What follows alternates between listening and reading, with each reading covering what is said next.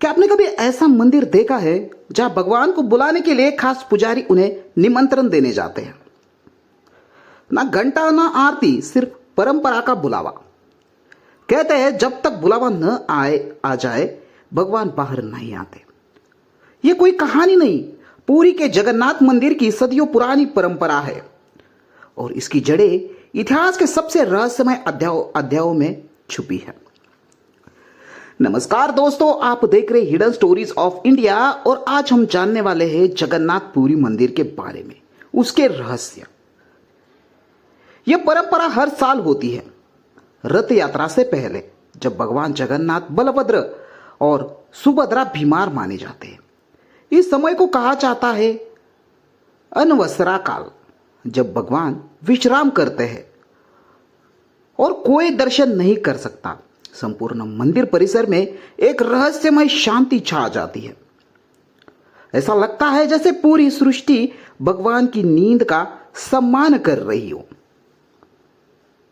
पर यही चुप्पी आगे एक चमत्कारी प्रक्रिया में बदल जाती है। 15 दिन के बाद आता है नेत्रोत्सव। भगवान के नेत्रों को पुनर्सजीव किया जाता है। यह केवल रंगारोहण नहीं, बल्कि एक गूढ़ और आत्मिक प्रक्रिया होती है।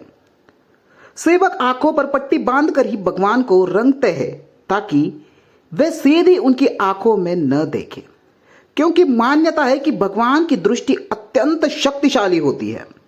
यहां से शुरू होता है एक रहस्यमय यात्रा का अगला चरण। अब आता है वो क्षण जब भगवान को रथ यात्रा के लिए बुलाना होता है। लेकिन यह बुलावा किसी आम तरीके से नहीं होता। एक विशेष परंपरा के अंतर्गत एक पुजारी शास्त्र अनुसार मंत्रों के साथ निमंत्रण देता है। इसे आगाम निषेध का अंत और आगमन की शुरुआत माना जाता है। यह निमंत्रण ही भगवान के रथ यात्रा में पधारने की अनुमति है। इस निमंत्रण को कुछ लोग गलती से कोर्ट का समन भी कहते हैं, जो पूरी तरह गलत है। यह कोई न्यायिक कार्रवाई नहीं, बल्कि पूरी श्रद्धा और नियमों पर आधारित परंपरा है। भगवान को रथ में बैठने से पहले शास्त्रों द्वारा आमंत्रित करना आवश्यक होता है। यह दिखाता है कि परंपरा भी मर्यादा और अनुशासन कितना गहरा है, और यही गहराई पुरी को सबसे विशिष्ट बनाती है। पुरी का श्री जगन्नाथ मंदिर केवल एक धार्मिक स्थल नहीं, बल्कि जीवित परंपरा है। यहाँ के हर आयोजन का एक गूढ़ और आध्यात्मिक पक्ष है। नेत्रोत्सव से लेकर रथ यात्रा तक सब कुछ पूर्व निर्धारित है। कई विद्वान कहते हैं कि यह परंपराएं वैदिक युग की निशानी है, और कोई इनमें छुपे हैं भारत के सबसे गहरे सांस्कृतिक रहस्य। रथ बनाने की प्रक्रिया भी बेहद रहस्यमय होती है। हर साल नए रथ बनाए जाते हैं। पुराने रथों का कोई दोबारा इस्तेमाल नहीं किया जाता। रथ बनाने वाले बड़े ही कोई आम कारीगर नहीं, बल्कि पीढ़ियों से ये काम कर रहे वंशज होते हैं। उन्हें काम शुरू करने से पहले भगवान की आज्ञा लेनी होती है। यहां तक कि रथ की लकड़ी भी तय जगहों से ही लाई जाती है। इस परंपरा में सबसे अनोखा क्षण होता है भगवान का बाहर आना। उन्हें रथ तक लाने के लिए कई सेवकों द्वारा विशेष विधि अपनाई जाती है। कभी कभी भगवान का वजन इतना भारी होता है कि मूर्ति हिलती ही नहीं। कहा जाता है भगवान तभी चलते हैं जब वो स्वयं ऐसा चाहते हैं। यह पल भक्तों के लिए सबसे बड़ा चमत्कार होता है। रथ यात्रा में 3 रथ होते हैं: नंदी घोष जगन्नाथ, तालध्वज बलभद्र और पद्मध्वज सुभद्रा। तीनों रथों का रंग, आकार और ध्वज अलग होता है। इनकी दिशा और क्रम भी सदियों से तय है। हर रथ पर एक विशेष ध्वजा लहराई जाती है, जो हवा की दिशा से विपरीत बहती है। यह वैज्ञानिक दृष्टिकोण से आज तक रहस्य है। जब रथ खींचे जाते हैं तो लाखों भक्त बिना थके उसे आगे बढ़ाते हैं। कहा जाता है कि रथ की रस्सी को छूना भी पुण्य के समान है। भीड़ इतनी होती है कि हर वर्ष पुलिस और प्रशासन को अलग प्लान बनाना पड़ता है। फिर भी कोई घटना नहीं होती, शायद भगवान खुद सुरक्षा करते हैं। ऐसी श्रद्धा और व्यवस्था दुनिया में कहीं नहीं देखी जाती। रथ यात्रा के दौरान कई चमत्कार भी देखे गए हैं। कभी रथ अचानक रुक जाता है तो कभी हवा शांत होकर मंत्र गूंजने लगते हैं। भक्त कहते हैं कि यह भगवान का संकेत होता है। कोई इसे संयोग कहे, लेकिन यहां आकर सब कुछ अलौकिक लगता है। कभी कोई वैज्ञानिक इसे समझ नहीं पाया। रथ यात्रा के तीनों दिन खास मंत्रों, भोग और विधियों से भरे होते हैं। यह केवल धार्मिक कार्यक्रम नहीं बल्कि आध्यात्मिक ऊर्जा का विस्फोट होता है। पूरी के आकाश में कुछ समय के लिए सब कुछ रुक सा जाता है, जैसे कोई अदृश्य शक्ति सब नियंत्रित कर रही हो। यह अनुभूति शब्दों से परे है। रथ यात्रा के बाद भगवान गुंडीचा मंदिर में कुछ दिन विश्राम करते हैं। इसे भगवान की मौसी का घर कहा जाता है। यह परंपरा माता के सम्मान की प्रतीक है। यहाँ पर भी विशेष पूजा होती है जो कई दिनों तक चलती है।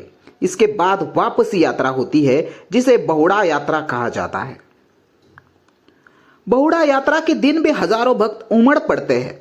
भगवान वापस अपने मूल स्थान पर लौटते हैं, पर उनकी आंखों में एक अद्भुत शांति होती है। कई श्रद्धालु कहते हैं यह यात्रा स्वयं आत्मा की यात्रा जैसी लगती है। आवागमन, विश्राम और फिर लौटना, जीवन का प्रतीक। शायद इसलिए इसे जीवंत देवता की यात्रा कहा गया है। पूरी मंदिर का एक और रहस्य है इसका ध्वज।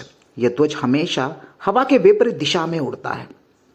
वैज्ञानिकों ने कई बार कोशिश की पर इस रहस्य को नहीं सुलझा पाए।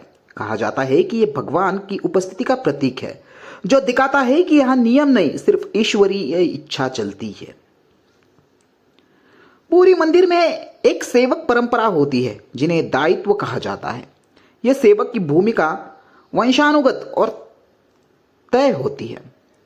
हर रस्म का एक मालिक होता है जिसे कोई दूसरा नहीं निभा सकता। यह व्यवस्था हजारों सालों से चली आ रही है और यही इसे रहस्यमय और दिव्य बनाती है। भगवान के भोग की व्यवस्था भी अनोखी है। महाप्रसाद को पकाने की विधि मिट्टी के बर्तनों से सात तलों में पकाना सब गूढ़ है। ऊपर का भाग पहले पकता है, नीचे का बाद में। यह विज्ञान नहीं समझ पाया और प्रसाद कभी भी खराब नहीं होता। यह केवल भगवान जगन्नाथ की रसोई में ही होता है। पुरी का यह मंदिर न केवल श्रद्धा बल्कि रहस्य और विज्ञान के समन्वय का केंद्र है।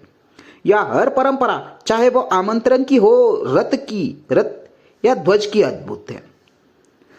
यह मंदिर केवल ईंट और पत्थर का नहीं बल्कि चमत्कारों का जीवंत दस्तावेज है, जो हर वर्ष लाखों भक्तों को अपनी ओर खींचता है और हर बार कुछ नया दे जाता है।